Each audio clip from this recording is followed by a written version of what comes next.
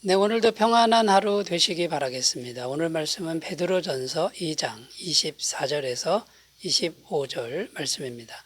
친히 나무에 달려 그 몸으로 우리 죄를 담당하셨으니 이는 우리로 죄에 대하여 죽고 의에 대하여 살게 하려 하심이라. 그가 채찍에 맞음으로 너희는 나음을 얻었나니 너희가 전에는 양과 같이 길을 잃었더니 이제는 너희 영혼의 목자와 감독 되신 이에게 돌아왔느니라.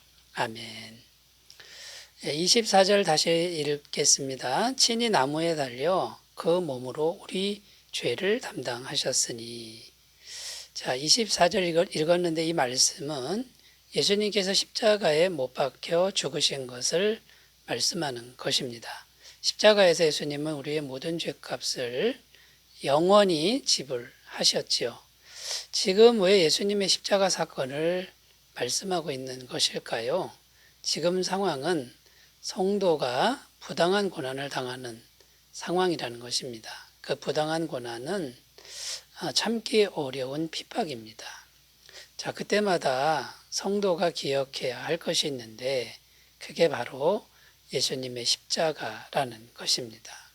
부당한 고난, 엄청난 핍박을 당하면서도 십자가의 길을 묵묵히 가신 그 예수님이 바로 우리 주님인 것을 기억하고 우리도 인내하면서 예수님의 뒤를 따라가자라는 것이죠.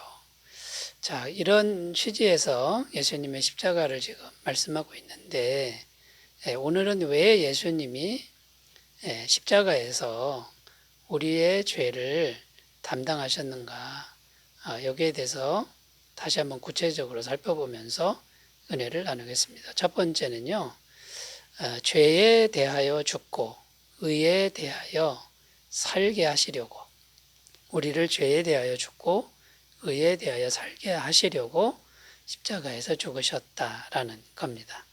24절 다시 읽겠습니다. 친히 나무에 달려 그 몸으로 우리 죄를 담당하셨으니 이는 우리로 죄에 대하여 죽고 의에 대하여 살게 하려 하심이라.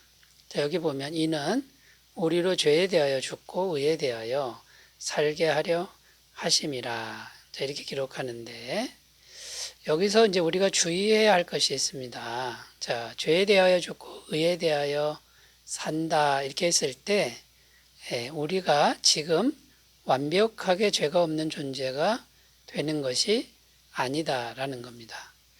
예수님을 믿어도 구원받아도 여전히 우리 안에는 죄가 있고 죄를 짓는 삶이 계속된다라는 것이죠. 그런데 어떻게 죄에 대하여 죽었다고 말하는 것입니까? 또 어떻게 우리가 의에 대하여 살았다라고 말하는 것일까요?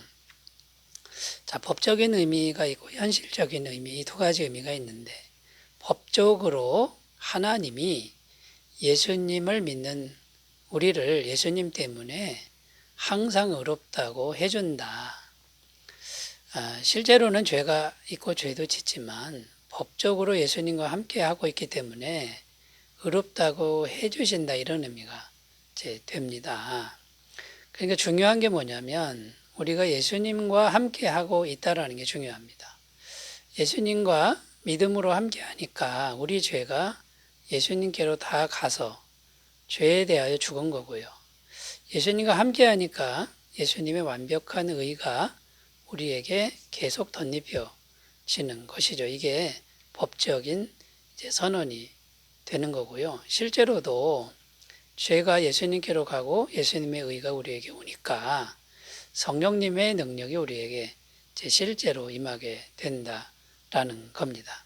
고린도후서 5장 21절 하나님이 죄를 알지도 못하신 이를 우리를 대신하여 죄로 삼으신 것은 우리로 하여금 그 안에서 하나님의 의가 되게 하려 하심이라.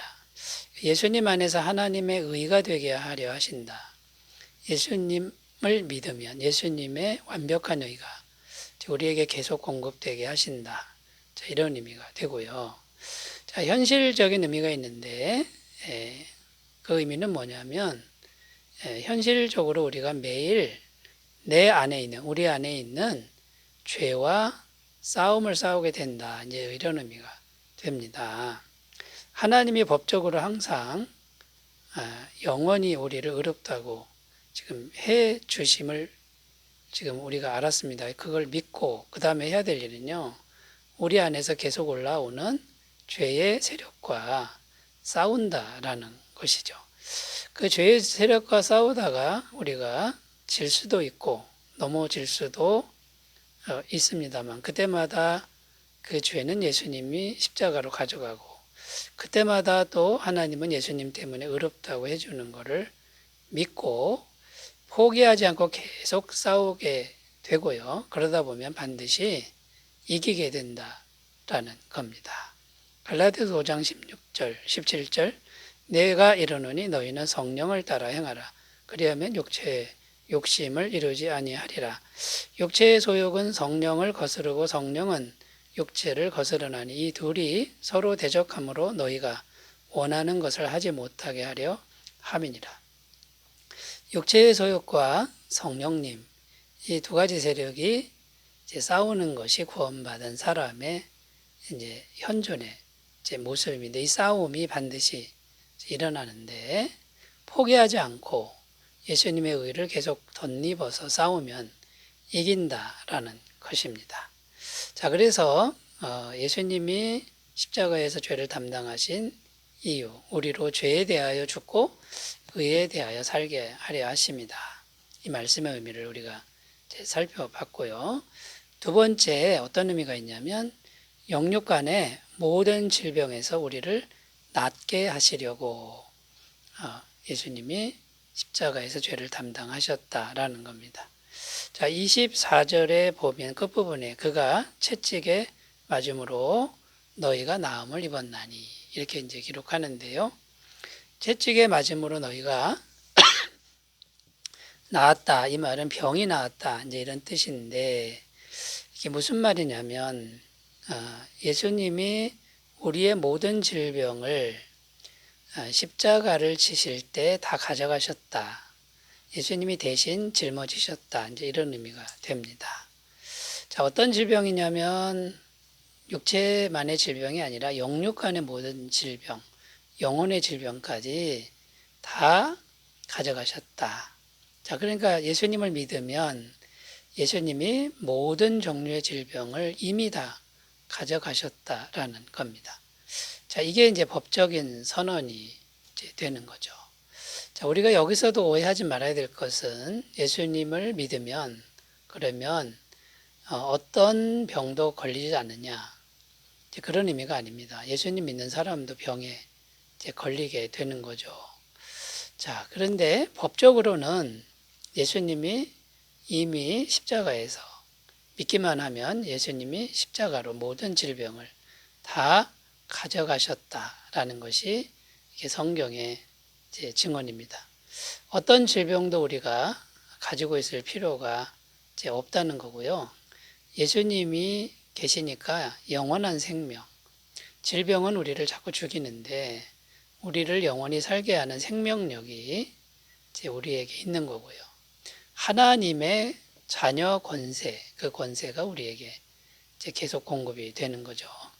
요한복음 5장 24절 내가 진실로 진실로 너희에게 이르노니 내 말을 듣고 또 나 보내신 이를 믿는 자는 영생을 얻었고 심판에 이르지 아니하나니 사망에서 생명으로 옮겼느니라. 이렇게 기록하고요. 요한복음 1장 12절 영접하는 자 곧 그 이름을 믿는 자들에게는 하나님의 자녀가 되는 권세를 주셨으니 자, 영원한 생명 곧 예수님이 영원한 생명이고요. 예수님이 하나님의 권세입니다. 영생과 하나님의 권세가 예수님을 믿는 즉시 십자가의 죄를 해결하신 그 예수님을 믿는 즉시 우리에게 연결이 되었다라는 거죠. 이제 우리가 해야 될 일은 뭡니까?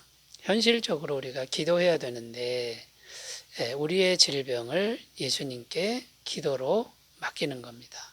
이 질병을 가져가 달라고 이제 기도하는 것이죠. 자, 이렇게 기도를 지속적으로 하면 성령님의 능력이 우리에게 임하여서 우리의 질병을 다 가져가신다라는 겁니다.